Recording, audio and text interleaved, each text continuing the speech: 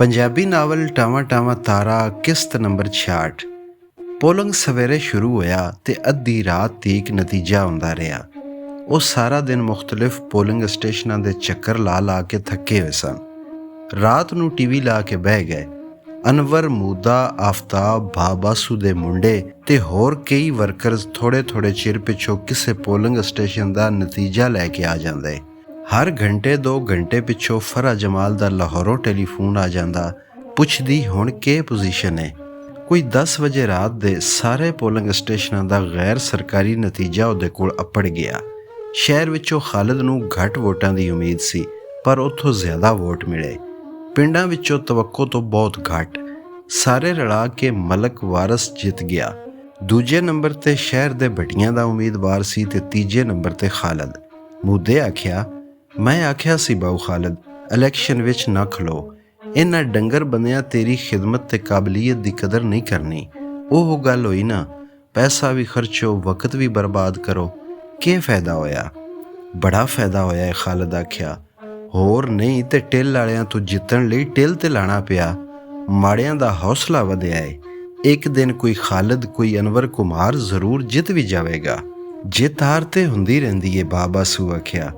ਖੇਡ ਤੇ ਪਈ ਏ ਨਾ, ਅਸੀਂ ਅਗਲੀ ਵਾਰੀ ਹੋਰ ਤਿਆਰੀ ਨਾਲ ਪਿੰਡ ਵਿੱਚ ਆਵਾਂਗੇ। ਸਾਡਾ ਵੀ ਇੱਕ ਦਿਨ ਜ਼ਰੂਰ ਆਵੇਗਾ।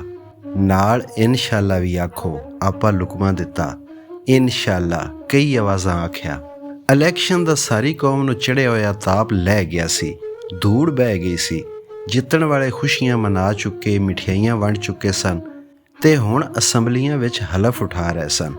ਖਾਲਿਦ ਨੂੰ ਹਾਰਨ ਦਾ ਉੱਕਾ ਕੋਈ ਦੁੱਖ ਜਾਂ ਸਦਮਾ ਨਹੀਂ ਸੀ। ਇਹਦੇ ਲਈ ਉਹ ਅੱਗੇ ਜ਼ਹਿਨੀ ਤੌਰ ਤੇ ਤਿਆਰ ਸੀ, ਪਰ ਉਹਨੂੰ ਨਈਮ ਤੇ ਸਲੀਮ ਵੱਲੋਂ ਬੜੀ ਪਰੇਸ਼ਾਨੀ ਸੀ। ਨਈਮ ਸੱਚੀ ਮੁੱਚੀ ਘਰ ਨਹੀਂ ਪਰਤਿਆ ਸੀ। ਉਹ ਇਲੈਕਸ਼ਨ ਤੇ ਸਾਈਂ ਯੂਨਸ ਤੇ ਚੜ੍ਹੀ ਉੱਤੇ ਵੀ ਨਹੀਂ ਆਇਆ ਸੀ ਤੇ ਫਰਾ ਨੇ ਟੈਲੀਫੋਨ ਤੇ ਦੱਸਿਆ ਸੀ ਉਹਨੇ ਉਹਦੇ ਘਰ ਵੀ ਪੈਰ ਨਹੀਂ ਪਾਇਆ ਸੀ। ਸਲੀਮ ਬਾਰੇ ਖਾਲਿਦ ਭਾਵੇਂ ਮਾਯੂਸ ਹੋ ਚੁੱਕਿਆ ਸੀ, ਫੇਰ ਵੀ ਉਹਨੂੰ ਇੱਕ ਉਡੀਕ ਜੀ ਰਹਿੰਦੀ, ਖੋਰੇ ਕਿਸੇ ਦਿਨ ਆ ਜਾਏ। ਖੋਰੇ ਨੈਣਾ ਦੀ ਸੱਚੀ ਮੁਹੱਬਤ, ਅਥਰੂਆਂ ਤੇ ਦੁਆਵਾਂ ਉਹਨੂੰ ਪਰਤਾ ਲਿਆਵਣ। ਪਰ ਹਰ ਆਉਣ ਵਾਲਾ ਦਿਨ ਅੱਗੇ ਨਾਲੋਂ ਬਹੁਤੀਆਂ ਪਰੇਸ਼ਾਨੀਆਂ ਲੈ ਕੇ ਚੜ੍ਹਦਾ। ਮਲਕ ਬੜੇ ਜ਼ੋਰਾਂ ਵਿੱਚ ਸਨ। ਮਿੰਬਰੀ ਲੱਭ ਗਈ ਸੀ, ਵਜ਼ਾਰਤ ਵੀ ਲੱਭ ਸਕਦੀ ਸੀ। ਇਲਾਕੇ ਦੇ ਸਾਰੇ ਸਿਰਕੜਵੇਂ ਬੰਦੇ, ਪਰਮਟਾਂ, ਲਾਇਸੈਂਸਾਂ ਦੇ ਉਮੀਦਵਾਰ, ਮਤਲਬੀ, ਖੁਸ਼ਾਮਦੀ, ਰੱਸਾਗੀਰ ਚੌਧਰੀ, ਇਸ਼ਤਿਹਾਰੀ ਮੁਲਜ਼ਮ, ਡਕੇਟ, ਬਦਮਾਸ਼, ਮਹਿਕਮਾ ਮਾਲ ਤੇ ਪੁਲਿਸ ਦੇ ਅਫਸਰ ਇਹਨਾਂ ਦੇ ਹੱਥ ਵਿੱਚ ਸਨ। ਫਲਕ ਸ਼ੇਰ ਦੀ ਮਾਂ ਇੱਕ ਫੱਟੜ ਸ਼ੇਰਨੀ ਬਣ ਗਈ ਸੀ। ਉਹ ਉਹਨਾਂ ਦੀ ਮਦਦ ਤੇ ਹੱਲਾਸ਼ੇਰੀ ਨਾਲ ਤਾਰੀਖਾਂ ਭੁਗਤਦੀ, ਅਦਾਲਤ ਵਿੱਚ ਗੱਜਦੀ, ਵਕੀਲਾਂ ਮੁਨਸ਼ੀਆਂ ਨੂੰ ਅੱਗੇ ਲਾਈ ਫਿਰਦੀ ਤੇ ਆਖਦੀ ਉਹ ਬਾਸੂ ਕੁਮਿਆਰ ਨੂੰ ਫਾਹੇ ਲਵਾ ਕੇ ਤੇ ਸਰਵਰ ਦੀ ਧੀ ਨੂੰ ਘਰ ਲਿਆ ਕੇ ਛੱਡੇਗੀ। ਸ਼ਹਿਰ ਵਿੱਚੋਂ ਹਾਰਨ ਵਾਲੇ ਭੱਟੀ ਸਾਹਿਬ ਦੀ ਵੀ ਮਲਕ ਵਾਰਸ ਨਾਲ ਸੁਲਹ ਸਫਾਈ ਹੋ ਗਈ ਸੀ। ਇਸ ਤਰ੍ਹਾਂ ਉਹਨਾਂ ਰਲ ਕੇ ਖਾਲਿਦ ਦਾ ਮੱਕੂ ਠੱਪਣ ਦਾ ਪੱਕਾ ਬੰਦੋਬਸਤ ਕਰ ਲਿਆ ਸੀ। ਇੱਕ ਅਖਬਾਰ ਤੇ ਉਹਦਾ ਇੱਕ ਖਾਸ ਰਿਪੋਰਟਰ ਉਹਦੇ ਡਾਢਾ ਪਿੱਛੇ ਪਿਆ ਹੋਇਆ ਸੀ ਤੇ ਕੋਈ ਨਾ ਕੋਈ ਦਿਲ ਦੁਖਾਉਣ ਵਾਲੀ ਖਬਰ ਉਹਦੇ ਖਿਲਾਫ ਛਾਪਦਾ ਰਹਿੰਦਾ ਸੀ, ਜਿਹਦੇ ਉੱਤੇ ਖਾਲਿਦ ਸਬਰ ਕਰ ਲੈਂਦਾ ਤੇ ਚੁੱਪ ਰਹਿੰਦਾ। ਪਰ ਅਖੀਰ ਇੱਕ ਦਿਨ ਬੜਾ ਅਜੀਬ ਦੁਆਖਿਆ ਹੋਇਆ ਸੂਰਜ ਨਿਕਲਿਆ। ਖਾਲਿਦ ਨੇ ਅਖਬਾਰ ਖੋਲ੍ਹਿਆ ਤੇ ਉਹਨੇ ਇੱਕ ਅਜਿਹੀ ਖਬਰ ਪੜ੍ਹੀ ਜਿਹਨੂੰ ਪੜ੍ਹਦਿਆਂ ਨਾਲ ਹੀ ਉਹਦੇ ਜੁੱਸੇ ਦਾ ਸਾਰਾ ਖੂਨ ਸਿਰ ਨੂੰ ਚੜ੍ਹ ਗਿਆ। ਇੱਕ ਦਿਨ ਪਹਿਲਾਂ ਉਹਨੇ ਡਿਸਟ੍ਰਿਕਟ ਬਾਰ ਐਸੋਸੀਏਸ਼ਨ ਦੇ ਸਾਲਾਨਾ ਜਲਸੇ ਵਿੱਚ ਤਕਰੀਰ ਕੀਤੀ ਸੀ ਤੇ ਕੌਮੀ ਮਾਮਲਿਆਂ ਤੇ ਦੁਨੀਆ ਵਿੱਚ ਅਮਰੀਕਾ ਦੇ ਜਾਰਹਾਨਾ ਅਸਰ ਬਾਰੇ ਗੱਲਾਂ ਕੀਤੀਆਂ ਸਨ। ਭਈ ਰੂਸ ਵਿੱਚ ਕਮਿਊਨਿਜ਼ਮ ਦੀ ਹਾਰ ਪਿੱਛੋਂ ਅਮਰੀਕਾ ਦੁਨੀਆ ਦੀ ਸਭ ਤੋਂ ਵੱਡੀ ਤਾਕਤ ਬਣ ਗਿਆ ਹੈ ਤੇ ਉਹ ਆਪਣੀ ਚੌਧਰ ਕਾਇਮ ਰੱਖਣ ਲਈ ਹੁਣ ਕਿਸੇ ਰੋਕ ਟੋਕ ਜਾਂ ਡਰ ਤੋਂ ਬਗੈਰ ਤੀਜੀ ਦੁਨੀਆ ਦੇ ਗਰੀਬ ਮੁਲਕਾਂ ਤੇ ਕੌਮਾਂ ਕੋਲੋਂ ਆਪਣੀ ਮਨਮਰਜ਼ੀ ਦੀਆਂ ਸ਼ਰਤਾਂ ਮਨਵਾਏ ਤੇ ਹਰ ਇੱਕ ਦੇ ਅੰਦਰੂਨੀ ਬੈਰੂਨੀ ਮਾਮਲਿਆਂ ਵਿੱਚ ਟੰਗ ਅੜਾਏਗਾ ਤੇ ਇਸਲਾਮੀ ਮੁਲਕ ਖਾਸ ਤੌਰ ਤੇ ਇਹਦਾ ਨਿਸ਼ਾਨਾ ਬਣਨਗੇ। ਉਹ ਉਹਨਾਂ ਦੀ ਕੁਦਰਤੀ ਦੌਲਤ ਹਾਸਲ ਕਰਨ ਲਈ ਉਹਨਾਂ ਨੂੰ ਆਪਣੀਆਂ ਮੰਡੀਆਂ ਤੇ ਆਪਣੇ ਮੁਹਤਾਜ ਬਣਾਉਣ ਲਈ ਕਰਜ਼ਿਆਂ, ਸੂਦਾਂ, ਅਸਲੇ ਤੇ ਇਮਦਾਦਾਂ ਦੇ ਨਵੇਂ ਚੱਕਰ ਚਲਾਏਗਾ ਤੇ ਉਹਨਾਂ ਨੂੰ ਆਪਸ ਵਿੱਚ ਲੜਾਉਂਦਾ ਤੇ ਉਹਨਾਂ ਦੀਆਂ ਹੋਰ ਵੰਡਾਂ ਕਰਾਉਂਦਾ ਰਹੇਗਾ ਤੇ ਤਰੱਕੀ ਪਜ਼ੀਰ ਮੁਲਕਾਂ ਵਿੱਚ ਅੱਗੋਂ ਹਰ ਹਕੂਮਤ ਉਹਦੇ ਇਸ਼ਾਰੇ ਨਾਲ ਬਣੇ ਜਾਂ ਟੁੱਟੇਗੀ। ਇਸ ਲਈ ਮੁਸਲਮਾਨਾਂ ਨੂੰ ਚਾਹੀਦਾ ਹੈ ਉਹ ਇੱਕ ਮੁੱਠ ਹੋ ਕੇ ਇਸਲਾਮੀ ਬੁਲਾਕ ਜਾਂ ਫੈਡਰੇਸ਼ਨ ਬਣਾ ਲੈਣ ਤੇ ਇਲਾਮਾ ਇਕਬਾਲ ਦੇ ਉਸ ਨੀਲ ਕੇ ਸਾਹਿਲ ਸੇ ਲੇਕਰ ਤਾਬ ਖਾਕੇ ਕਾਸ਼ਗਰ ਵਾਲੇ ਸੁਪਨੇ ਨੂੰ ਪੂਰਿਆਂ ਕਰਨ। ਰਲ ਮਿਲ ਕੇ ਸਾਇੰਸ ਤੇ ਟੈਕਨੋਲੋਜੀ ਵਿੱਚ ਉੱਚੀ ਪੱਧਰ ਦੇ ਇਲਮੀ ਕੰਮ ਕਰਨ ਤੇ ਆਪਣੀ ਕੁਦਰਤੀ ਦੌਲਤ, ਵਸਾਇਲ ਤੇ ਅਫਰਾਦੀ ਕੁਵਤ ਨੂੰ ਇੱਕ ਅਜ਼ੀਮ ਤੇ ਵੱਡੀ ਇਸਲਾਮੀ ਫਲਾਹੀ ਮਮਲਕਤ ਬਣਾਉਣ ਲਈ ਵਰਤਣ, ਨਹੀਂ ਤੇ ਬਹੁਤ ਜ਼ਲੀਲ ਤੇ ਖੁਆਰ ਹੋਣਗੇ। ਕਿਉਂ ਜੇ ਜੁਰਮੇ ਜ਼ਈਫੀ ਦੀ ਸਜ਼ਾ ਮਰਗੇ ਮਫਾਜਾਤ ਹੈ। ਉਹਦੇ ਇਹਨਾਂ ਖਿਆਲਾਂ ਨੂੰ ਪਸੰਦ ਕੀਤਾ ਗਿਆ ਤੇ ਇੱਕ ਅਜਿਹੀ ਤਨਜ਼ੀਮ ਬਣਾਉਣ ਦੀ ਲੋੜ ਮਹਿਸੂਸ ਕੀਤੀ ਗਈ ਜਿਹੜੀ ਇਹਨਾਂ ਗੱਲਾਂ ਨੂੰ ਅੱਗੇ ਵਧਾਏ। ਉਹਦਾ ਖਿਆਲ ਸੀ ਅਖਬਾਰ ਨੇ ਉਹਦੇ ਵਿਚਾਰਾਂ ਨੂੰ ਸਲਾਹਿਆ ਹੋਵੇਗਾ, ਖੁਰੇ ਇਦਾਰੀਆ ਲਿਖ ਕੇ ਇਸ ਗੱਲ ਨੂੰ ਅੱਗੇ ਟੋਰਿਆ ਹੋਵੇ। ਪਰ ਅਖਬਾਰ ਵਿੱਚ ਇਸ ਜਲਸੇ ਦੀ ਇੱਕ ਨਿੱਕੀ ਜਿਹੀ ਖਬਰ ਦਰਜ ਸੀ ਤੇ ਸਿਰਫ ਇਹ ਲਿਖਿਆ ਸੀ ਫਲਾਣੇ ਵੀ ਇਸ ਜਲਸੇ ਵਿੱਚ ਤਕਰੀਰ ਕੀਤੀ। ਤੇ ਜਿਹੜੀ ਗੱਲ ਉਹਨੇ ਕਦੀ ਸੋਚੀ ਵੀ ਨਹੀਂ ਸੀ, ਉਹਦੇ ਬਾਰੇ ਬਹੁਤ ਵੱਡੀ ਸੁਰਖੀ ਲੱਗੀ ਹੋਈ ਸੀ ਤੇ ਬੜੀ ਸ਼ਰਮਨਾਕ ਸਟੋਰੀ ਛਪੀ ਸੀ। ਮਕਾਮੀ ਵਕੀਲ ਕਾ ਮਾਂ ਕੇ ਬਾਅਦ ਬੇਟੀ ਸੇ ਇਸ਼ਕ। ਉਹਨੇ ਕੰਬਦੇ ਹੱਥਾਂ ਤੇ ਡੁੱਬਦੀਆਂ ਅੱਖਾਂ ਨਾਲ ਪੂਰੀ ਖਬਰ ਪੜ੍ਹੀ।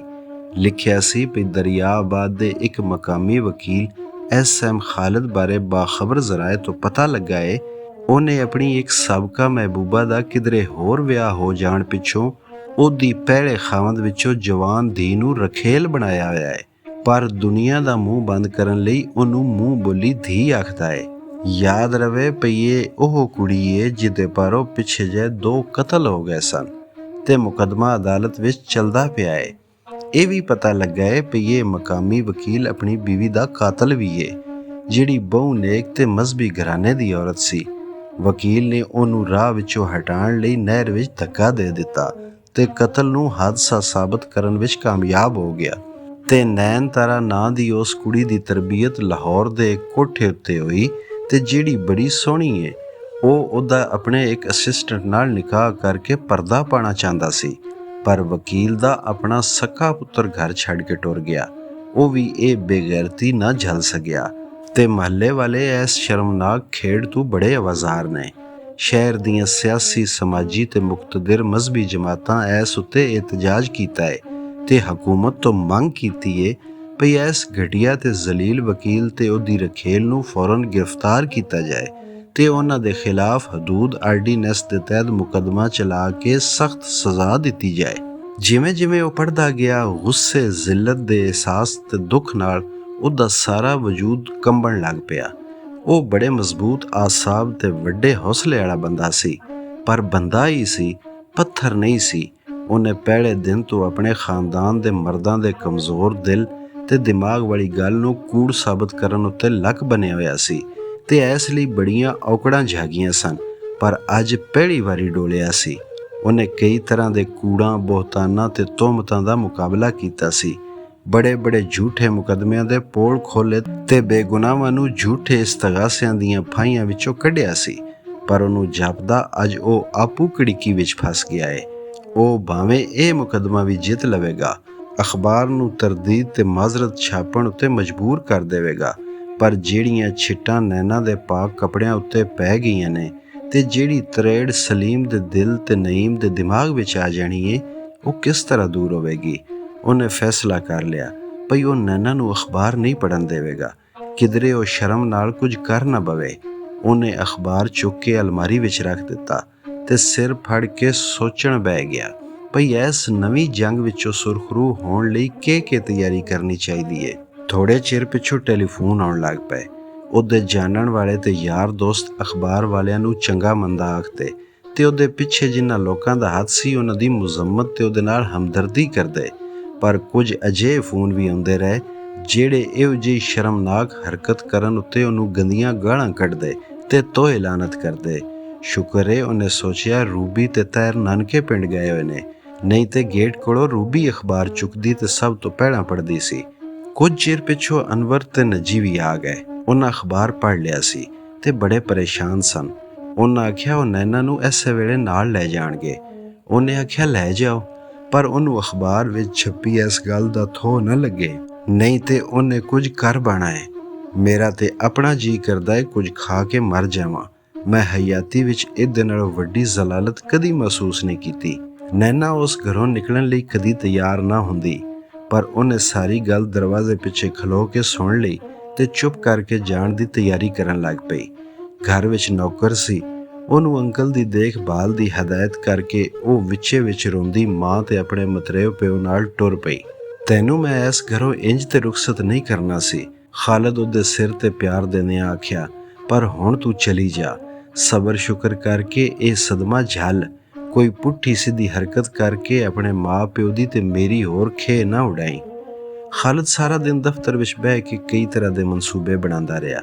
ਗੁੱਸੇ ਨਾਲ ਖੌਲਦਾ ਤੇ ਸ਼ਰਮਿੰਦਗੀ ਨਾਲ ਮੁੜਕੋ ਮੁੜਕਾ ਹੁੰਦਾ ਰਿਹਾ। ਉਹਨੇ ਦੁਪਹਿਰ ਨੂੰ ਰੋਟੀ ਖਾਧੀ ਨਾ ਰਾਤ ਨੂੰ। 1-2 ਵਾਰੀ ਚਾਹ ਪੀ ਕੇ ਬੈਠਾ ਸੋਚਦਾ ਰਿਹਾ।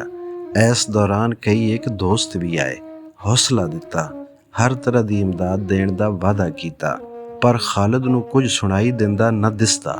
ਉਹ ਖਲਾਵਾਂ ਵਿੱਚ ਖਾਲੀ ਨਜ਼ਰਾਂ ਨਾਲ ਵੇਖਦਾ ਰਿਹਾ।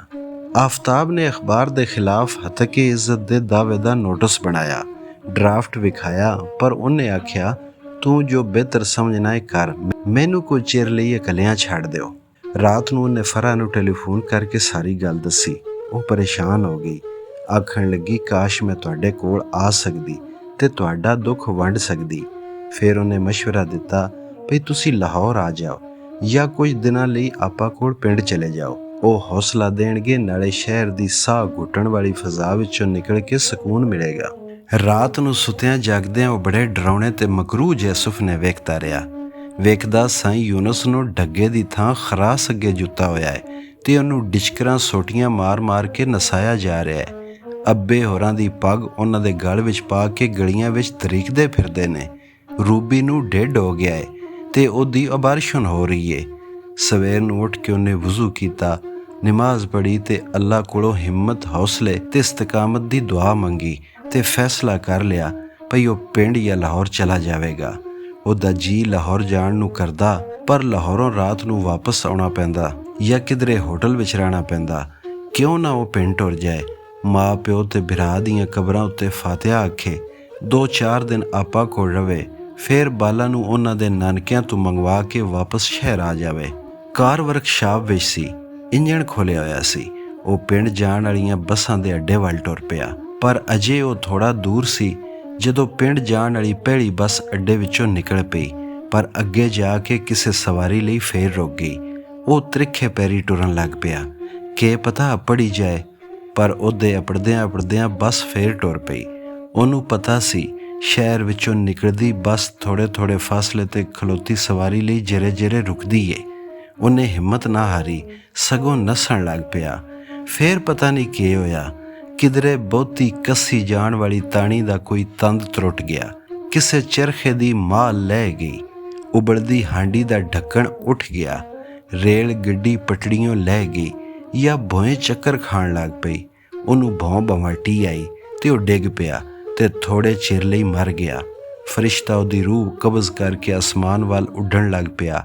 ਅੱਗੇ ਉਹੀ ਦਰਬਾਨ ਫਰਿਸ਼ਤਾ ਖਲੋਤਾ ਸੀ ਜਿਹੜਾ ਉਹਨੂੰ ਪਛਾਣਦਾ ਸੀ। ਉਹਨੇ ਆਖਿਆ, ਤੁਸੀਂ ਫੇਰ ਇਹਨੂੰ ਫੜ ਲਿਆਇਓ, ਵਾਪਸ। ਉਹਨੂੰ ਹੋਸ਼ ਆਇਆ ਤੇ 4 ਚੁਫੇਰੇ ਬੰਦੇ ਖਲੋਤੇ ਸਨ, ਕਈਆਂ ਦੇ ਹੱਥ ਵਿੱਚ ਜੁੱਤੀਆਂ ਵੀ ਸਨ।